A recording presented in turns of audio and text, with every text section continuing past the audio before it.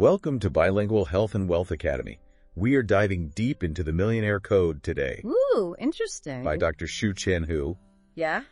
She's had quite a varied career. Okay. Starting in science, she moved into writing and composing music. Wow. And now she's the founder of Kokushungsan Ltd. So she's got experience in a lot of different fields. Yeah, and it looks like Kokushungsan is all about empowering digital success.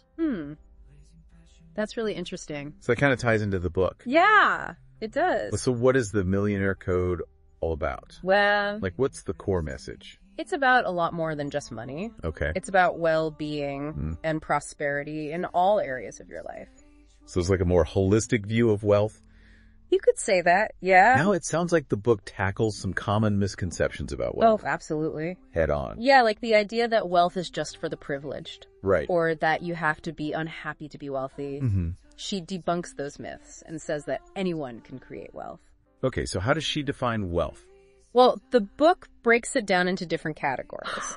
Financial wealth, of course, Yeah. but also material wealth, Uh-huh. social wealth, time wealth, Oh, wow. even intellectual wealth. So it's about recognizing that you might already be wealthy in some of these areas. Exactly, and that you can become wealthy in other areas too. That's a cool way to look at it, Yeah, and that leads into one of the main themes of the book. which is, Shifting from a scarcity mindset to an abundance mindset. oh, we hear that a lot. We do. But how does she define an abundance mindset? It's believing in an unlimited potential and possibilities. Okay. It's knowing there's enough for everyone. Uh-huh. You focus on opportunities rather than limitations. So it's the opposite of thinking there's not enough to go around. Right. It's the opposite of the scarcity mindset. Okay, so instead of always worrying about not having enough, Yeah, you choose to believe that you can create wealth. exactly. You can create and attract wealth. I like that. And when you have that belief, You can take actionable steps to make it a reality. so this mindset shift is like the foundation for the rest of the strategies in the book. It really is. Now, one of the first things she talks about is setting financial goals. Yeah, that's important. But it seems like everyone talks about that. Wow. Is there something more to it? She goes deeper than just writing down some numbers. Okay. You have to set both short-term and long-term goals Oh, okay. and understand how those work together. Interesting. Example, Yeah. let's say your long-term goal is to buy a house. Mm-hmm. Well, you can break that down into smaller short-term goals, Oh, okay. like saving a certain amount each month Okay. or paying off a specific debt. So you create like a roadmap. Exactly, with milestones along the way. I like that. And you get those smaller wins, Yeah. which keeps you motivated and helps you reach that bigger goal. It's all about balance. It is. Okay, so what about those limiting beliefs Oh, yeah. that might be holding us back from achieving our goals? That ties back into the abundance mindset, doesn't it? Absolutely. Okay. So how do we overcome those limiting beliefs? Well, first you have to identify them. Yeah. Like maybe you think, I'm just not good with money. Or investing is too risky. Yeah. Or even all wealthy people are greedy. Right. Those are all negative beliefs. They are, and they can really hold you back. So the book gives strategies for overcoming them It does. because ultimately Yeah. our beliefs shape our actions. Exactly. Okay. So financial literacy is also important. Very important. But what does that actually mean? It's more than just being good at math. Okay. It's about understanding how money works Right. and being empowered to take control of your finances. So what kind of topics does the book cover in this area? Well, a lot, actually. Okay. Like budgeting, managing debt, Okay. understanding different types of investments, Yeah. planning for retirement. So like a crash course in personal finance. You could say that. Now, she also mentions educating yourself about investment strategies. Yeah, and she emphasizes understanding your risk tolerance Okay. and choosing investments that align with your goals. So it's not about blindly following the latest trends. No, it's about making informed decisions. Now, one thing that really caught my eye was the idea of creating multiple streams of income. Oh, yeah. That's a key concept. And she argues that this is really important for financial security and flexibility. It is. So what are some examples of these income streams? Well, there are a lot of possibilities. Right. You could create and sell digital products Okay. or earn royalties from intellectual property. Interesting. You could start an online business or even find a way to monetize your hobbies. So it's about thinking outside the box It is. and using your skills to generate income. Exactly. She talks about renting out a spare room. Yeah. Or offering consulting services. So many possibilities. There really are. Wow, we've covered a lot already. We have. And we've only just scratched the surface. There's so much more to explore in the Millionaire Code. Like specific strategies for managing debt, budgeting, Yes. and even investing. We'll dive into those next time. Okay, so stay tuned as we continue this deep dive. Into the Millionaire Code. And learn more about Dr. Howe's insights and strategies for building wealth and prosperity. Yeah, we'll be back soon. And if you want to find out more about Dr. Howe's work and Kokoshungsan Ltd, you can visit kokoshungsan.net. That's kokoshungsan.net. All right, we'll see you in the next part. See you then. Okay, so let's talk about budgeting. Oh boy. Yeah, I know, it's not the most exciting topic. It's definitely not my favorite. But it's really important. I know. And Dr. Howe actually has a pretty interesting take on it. Okay, I'm curious. She doesn't see it as restrictive. Oh. She sees it as a tool for empowerment.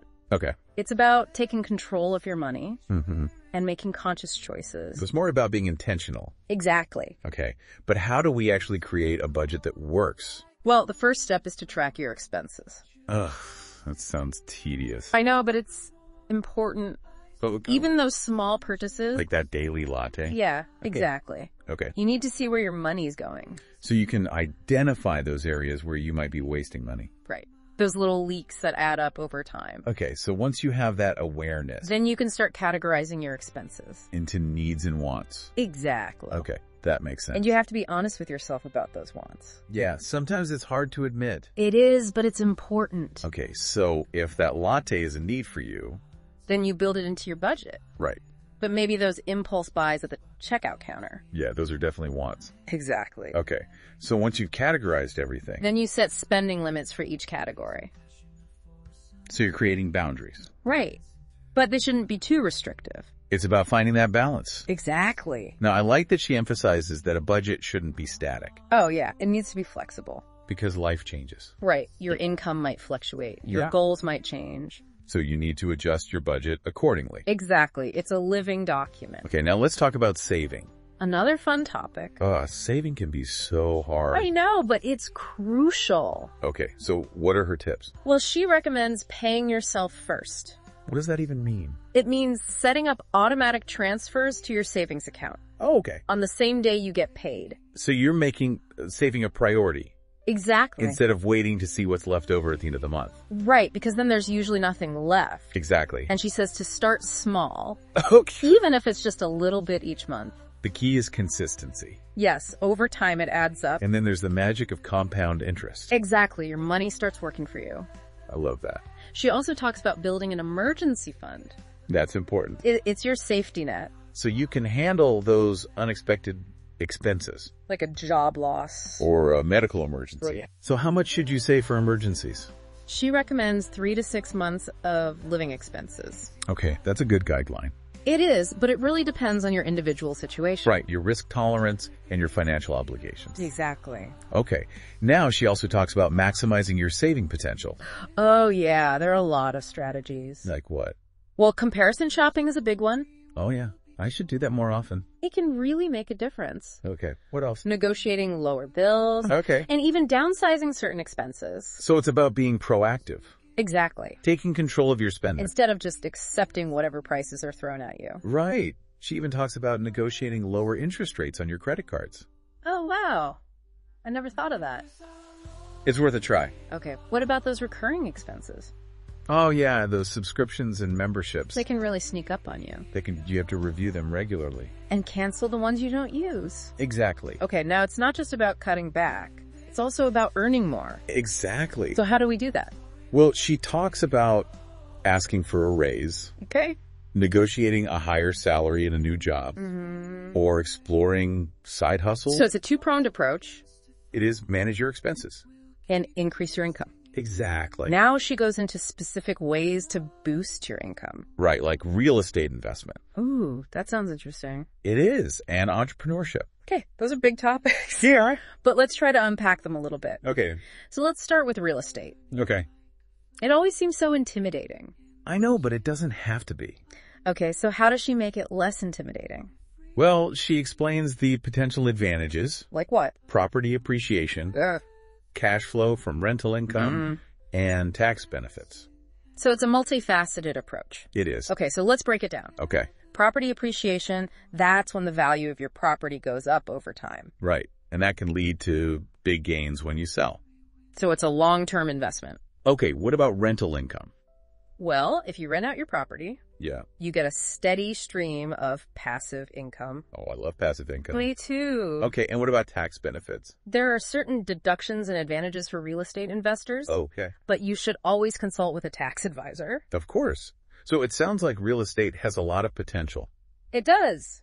But there are also risks, right? Oh, yeah, definitely. Like what? Well, the market can fluctuate. Right. You might have property management challenges. Right, dealing with tenants and repairs. Exactly. Okay, what else? And there's always a possibility of unexpected expenses. So it's important to be prepared. Absolutely. Okay, now she also talks about different real estate strategies, like buying and managing rental properties. That's the most common one. Okay, and how does that work? You buy a property, Yeah. and then you rent it out to tenants. Okay, and that generates income. Exactly. And you can use that income to cover expenses. Or pay down the mortgage. Or even reinvest in other properties. So you build a portfolio over time. Exactly. Okay, but it sounds like a lot of work. It can be. You have to screen tenants, Right. handle maintenance, Yeah. and deal with all sorts of issues. So maybe you hire a property manager, That's an option. but that costs money. It does. So there are trade-offs to consider. Always. Okay, what about flipping houses? That's a different strategy. Yeah, it seems more fast-paced It is. and riskier. Definitely. So how does it work? You buy a property that needs work, Okay. you fix it up, Yeah? and then you sell it for a profit. So you're adding value, Exactly. but it seems like a lot could go wrong.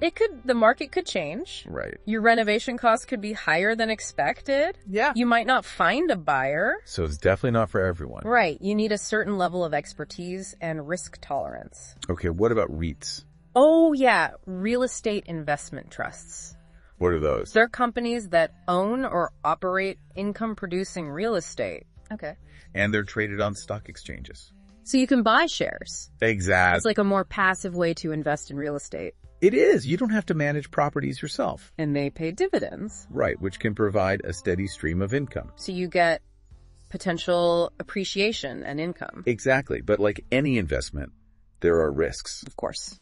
You have to research carefully. Right. And understand the factors that can affect performance. Okay. So whether you're buying rentals, Yeah. flipping houses, or investing in REITs, Right. it's important to understand the risks and rewards. Absolutely. And to choose the strategy that aligns with your goals. Now let's talk about entrepreneurship. Okay. That's a whole other beast. It is. It's both exciting and daunting. Very true. So what does she say about it? Well, she talks about the mindset you need. Okay. Like what? Visionary thinking, willingness to take risks, Yeah. and resilience. Because you're going to face setbacks. Absolutely. Okay. So you need that entrepreneurial spirit. You do. What about skills? She emphasizes communication, Okay. financial literacy, marketing, Right. problem solving, Yeah. and adaptability. So it's a mix of business acumen Right. and those soft skills. Exactly. Now, for someone who's never started a business, Yeah. it can be overwhelming. It can. So how does she break it down? Well, she provides a step-by-step approach Okay. from identifying an opportunity Right. to creating a business plan, securing funding, Yeah. building a team. And scaling the business. Exactly. So it's a comprehensive guide? It is. Okay. So how do you identify a good business opportunity? Well, she says to focus on solving a problem Okay. or fulfilling a need in the market. So you're providing value to customers. Exactly. Okay. And then you create a business plan. Right, that's your roadmap. And what should that include? Your mission and vision, Okay. your target market, your products or services, Right. your marketing strategy, your financial projections, Right. your management team. And your plans for growth? Exactly. But what about funding? Well, there are a lot of options. Like what? Bootstrapping. That's using your own money. Right. Okay, what else? Angel investors? Those are wealthy individuals. All right. Okay. Venture capital? Those are firms. Right. Okay, Lovely. bank loans. Those are traditional. Right. Okay. Cloud funding. That's online. Right. Okay. And government grants. Those can be competitive. So there's a lot to consider. There is. Now, once you have funding, You need a team. right, because you can't do it all yourself. Exactly. So how do you build a good team? Well, she talks about creating a strong company culture. Okay. Offering competitive compensation and building a positive work environment. So people feel valued. Exactly. Okay. And then there's scaling. That's when things get really challenging. Yeah. What are some of the challenges? Maintaining quality as you grow. Okay. Managing cash flow, adapting to change, building systems, and dealing with growing pains. So it's a whole new set of hurdles. It is. And you have to balance risks and opportunities. Right. You can't just grow without thinking. It's about making strategic decisions. Exactly. Wow. Entrepreneurship is a wild ride. It is. But it can be incredibly rewarding. Absolutely. Okay, so we've covered a lot about building wealth. We have. But what about managing the wealth you've created? That's the next step. And Dr. Howe doesn't stop there. She also talks about what happens when you're ready to exit a business. Oh, that's interesting. So it's not just about building a business. No, it's also about knowing when and how to sell it. That makes sense, because that's a whole other challenge. It's a complex process. So what should entrepreneurs consider when they're thinking about selling? Well, she emphasizes determining the true value of your business. Okay, that seems important. It is. You need to know what it's actually worth. But how do you do that? It's not just about looking at your bank account. You might need to work with a valuation expert. Oh, okay. They'll look at your assets, your revenue, your profits, your market position, your growth potential. Wow. It's pretty comprehensive. It is. They'll even consider your brand reputation and intellectual property. So you get a really clear picture of your business's value. Exactly. Okay, so once you know what it's worth. Then you can start thinking about potential buyers. But how do you find those buyers? Well, she suggests networking, attending industry events, connecting with investors. Right. You could even work with a business broker. So someone who specializes in these transactions? Exactly. Okay, and then you have to negotiate the terms of the sale. That's right. And it can get complicated. So it's important to have good advisors. Absolutely. Legal and financial experts who can protect your interests. Now, selling a business must be an emotional experience. Oh, definitely. It's the culmination of years of hard work. So she talks about the emotional side of it, too. She does. She says to reflect on your journey, celebrate your accomplishments, acknowledge the challenges, and honor the legacy you've built. It's about recognizing everything you've been through. Exactly. Okay, so now let's shift gears a bit. Okay. And talk about managing the wealth you've accumulated. That's a crucial part of the equation. It is. So what are some key wealth management strategies? Well, she talks about diversification, investing wisely, minimizing taxes, and protecting your assets. So it's a holistic approach. It is. Okay, so let's break it down. Okay. Diversification, that's about spreading your wealth across different assets. Right, so you're not putting all your eggs in one basket. Okay, that makes sense. You might invest in stocks, bonds, real estate, precious metals. It depends on your goals, your time horizon, and your risk tolerance. So you create a balanced portfolio. Exactly. Okay, what about investing wisely? Well, she says to research different investment vehicles, understand the risks and potential returns, and consider working with a financial advisor. It's about making informed decisions. Yeah, absolutely. Okay. And what about minimizing taxes? Well, there are legal ways to reduce your tax liability. Like what? You can take advantage of deductions. Okay. Explore tax-advantaged accounts, and work with a tax professional. So you're being smart with your money. Exactly. And finally, protecting your assets. Right. That's crucial. So how do you do that?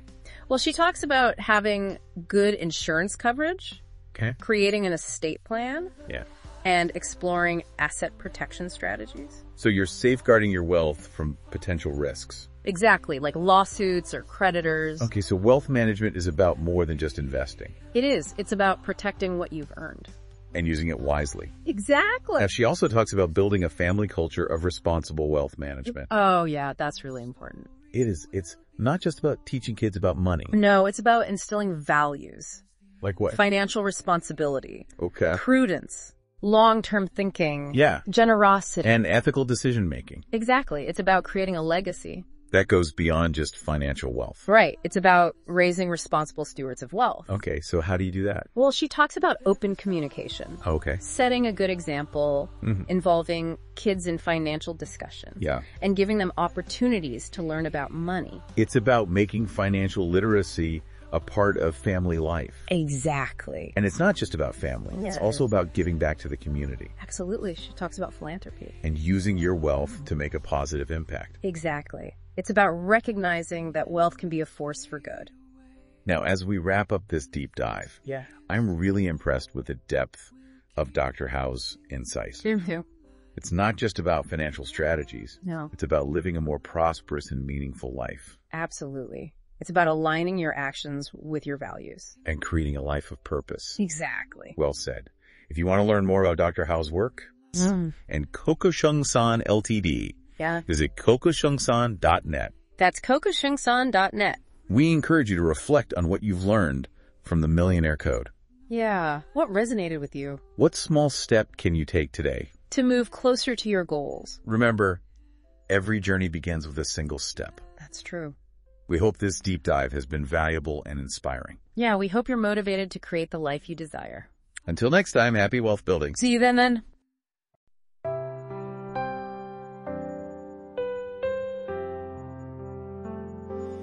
Burning hot like a fire, melting hearts, taking us higher, sparking flames. We ignite the night. With every move, we're shining bright,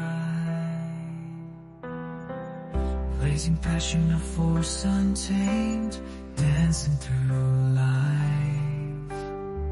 We're not the same, embracing heat. We're on a roll, setting the stage. We're in control, freezing cold like a winter storm, chilling souls, taking them by the norm. Icy touch, sending shivers down the spine. Our rhythm freezes time, making you mine.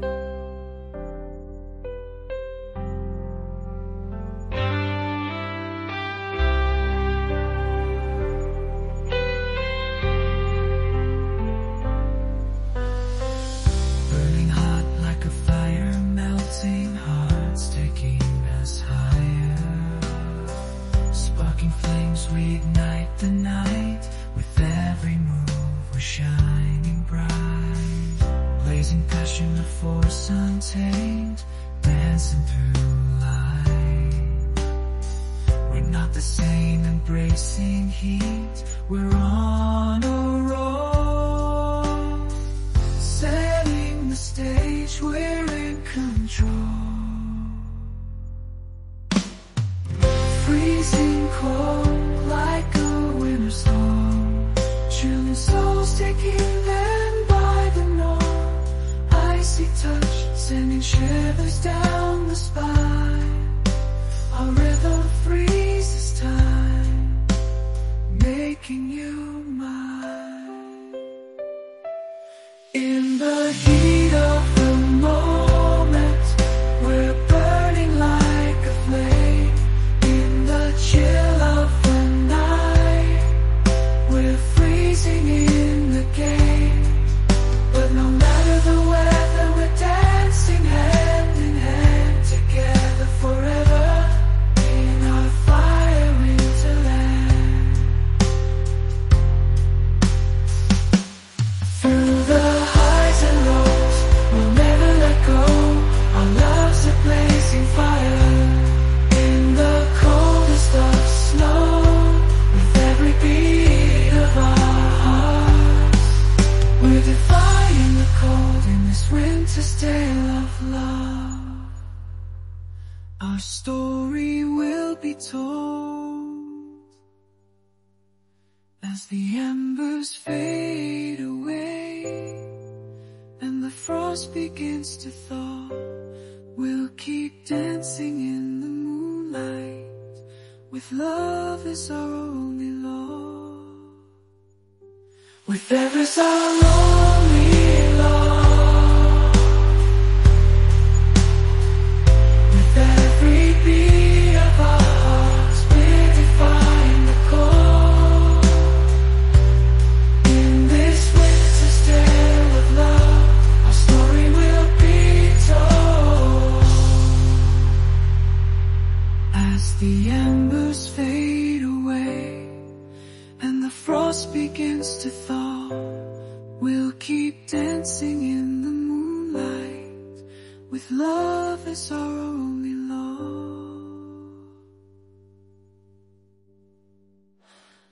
In the heat of the moment, we're burning like a flame.